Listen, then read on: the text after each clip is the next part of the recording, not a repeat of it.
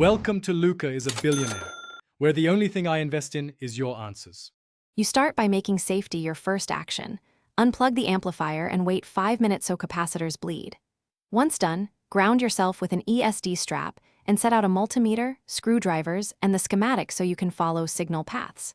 Inspect the PCB closely for bulging capacitors, discoloration, or cracked solder joints. These visible clues narrow your focus quickly.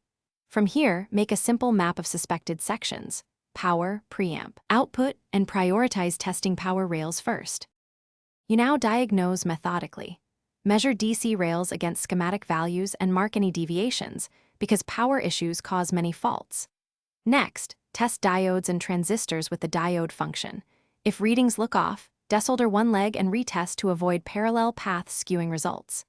Use an audio probe or scope to inject a known signal and follow it through preamp, tone, and driver stages so you can isolate where signal disappears or distorts. Replacing suspect parts and reflowing dull solder joints often restores function.